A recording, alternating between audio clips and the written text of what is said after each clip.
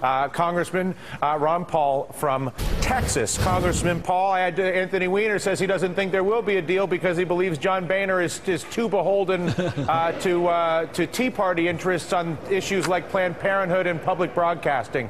Do you share that analysis? Probably not, but I've been predicting there won't be a shutdown, but I've also said I wouldn't bet any money on it.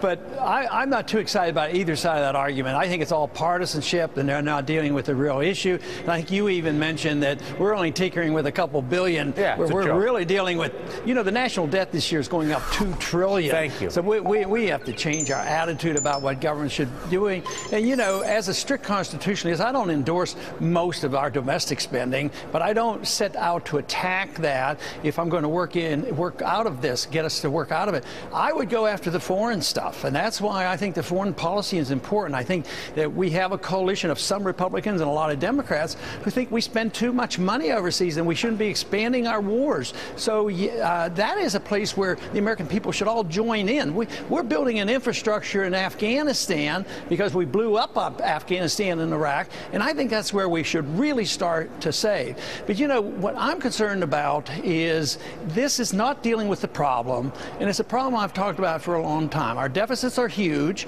and we depend on monetizing this debt. And when you do that... Explain that for people. They're just sort of trying to get into the conversation. Okay, both Republicans and Democrats really are responsible for this huge deficit financing. So if only the market could buy that debt, interest rates would go up and the Congress would have to quit spending. But the Fed comes in and buys it and keeps interest rates low. But eventually that turns into price inflation, in which I think you've observed already today a tremendous amount. Gold soaring again today. I mean, look at all soft commodities all day long. Yeah, and now that is a tax on the people. You know, literally the people are paying, their standard of living is going to go down. And I'm also predicting, and I think we've seen signs of it, interest rates are going to go up.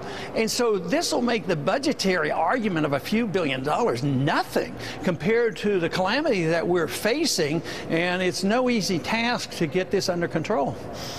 At the same time, you seem to be among the very few people, Republican or Democrat, who's willing to come in at least to a public theater like this one and engage in a conversation about the actual problem, which is the you know, I don't know whether you want to call it inefficiency or corruption or manipulation, whether it's the tax code and the Swiss cheese there, the lack of real transparency and choice or competition in health care, the nature of our foreign policy, our banking system, our energy policy. These are the core issues that are laying the American people with debt.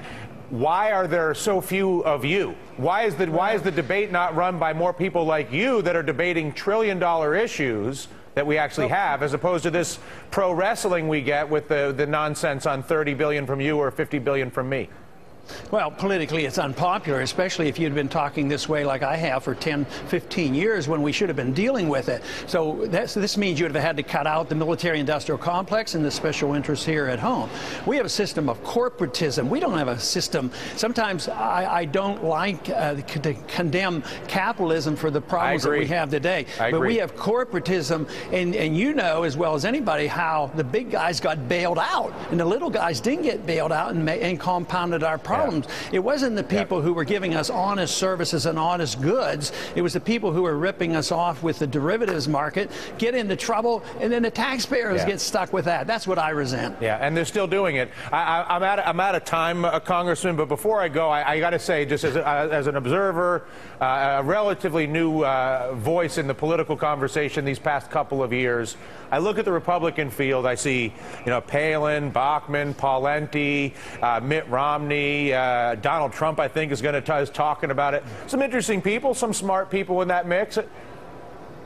There's no way any of them are better than you for the Republican nomination. Let's just be seriously. No, I mean, and when you look at your articulation of the actual, I'm not saying your answers are all right. I don't know whether your answers are all right or not, but I do know the way that you frame the debate around the issues that this country faces is the most honest of almost any politician that I deal with. Do you not have an obligation at this point to run for president? Well, some have argued that case, and I'm thinking about it, but I haven't made that decision. But I thank you for the compliment. Well, listen, I'm going to harass you on this one because we need the debate. The debate you have the framing of the debate, as you know, is everything, and you do that so effectively, Congressman. Thank you for the time. Appreciate it. All right, more on the budget.